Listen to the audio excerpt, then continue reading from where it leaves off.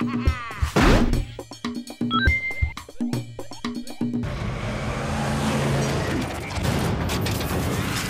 here at the suite at the Marriott, right outside the convention center at GDC, and I've just seen a demo of Transformers: Dark of the Moon, a game that builds on the movie that's coming out this summer, but it's not quite your typical movie license game. No, the approach we took was actually to develop a prologue for the film. So rather than playing the events in the film, we're going to set up some of those events and introduce some of the characters from the film. I think Transformers fans are excited that High Moon are making another Transformers game, because a lot of us were happy with War for Cybertron that came out. But this game has been in development in parallel, and it's quite a different project. Could you detail that a little bit? Well, one of the things we're really excited about is we love Transformers at our studio, so this was an opportunity to marry our passion for the Transformers with the Michael Bay universe. So we've been developing it and bringing what we can of our knowledge of the lore and the characters to the experience of capturing the characters from the film with totally the look and the experience that you get from the Michael Bay films. This is very much set in Michael Bay's universe, so we wanted to capture that and give you something that really gets you a chance to experience what it's like to be each one of those Transformers, all your favorite Transformers from the film. Perhaps a little bit more story-driven and character-driven than what you would have seen in another game. Yeah, I mean, we actually crafted each of the levels around a specific character's personality. We made the abilities something that enhanced that character's abilities. So, for instance, Ironhide is the weapons expert. His abilities are developed entirely around him being a really powerful warrior. You know, we have a flying level built around Starscream's flying abilities, and it really helps also to change up the gameplay experience. We can give the player objectives and other types of situations that are entirely developed for that character.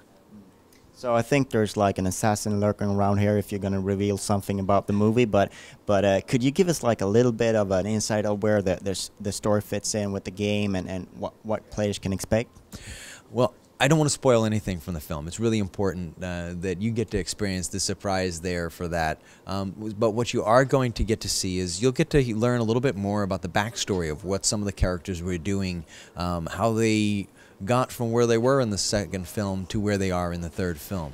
We won't be spoiling anything that's in the film, but you will get to get some of the backstory so that you'll understand the situations, and we'll also get to dig a little bit deeper into some of the new characters from the film that I think people are really going to like.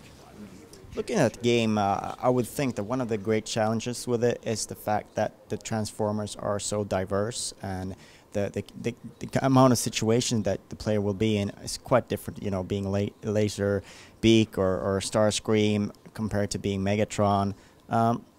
What kind of challenges does that pose, and sort of how have you handled it in trying to keep it accessible for the player?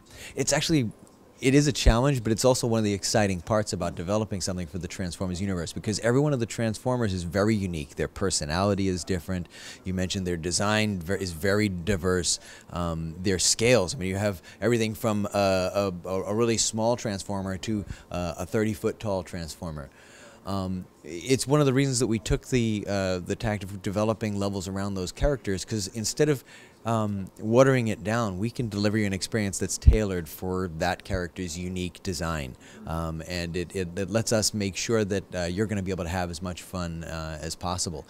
We have parts that are designed certainly to accent different types of forms. There may be certain areas where it might be preferable to be a vehicle, and others where you might want to be a robot, but the essence of the Transformer license for us is being able to very seamlessly transform in between all your different states. So at any point you have access to the kind of agility and mobility or weapons that you want to use in any of the forms that you have. I think it was a nice thing where you showed off how the vehicles can strive and how you don't compromise with the fact that like you don't have to feel like, all right, I'm compromising my ability to shoot down enemies while I'm a vehicle, but you sort of try to find a balance there. Yeah, I mean, that was really important. We didn't want you to ever be far from your weapons, and with the addition of the Stealth Force, which you'll see in the movie, and is going to be a really cool part of the combat in the film, that gave us a chance to really dig into it and let you have a much deeper combat experience than you would from a typical driving combat experience. Typically you'd have to be in vehicle form or in robot form, and you wouldn't be able to use your weapons in vehicle form very effectively. So what that gives you is the ability to be just as deadly as a vehicle, and the choices that you'll make will be determined more about the situations than you're in, rather than having to, I don't want to be a vehicle because I'm afraid to transform and I don't have access to my weapons. I don't want to get ambushed or these types of things. You can very seamlessly bring those weapons out and really, lay the damage in, and then, be speeding to your next tactical location, which is really exciting. Yeah.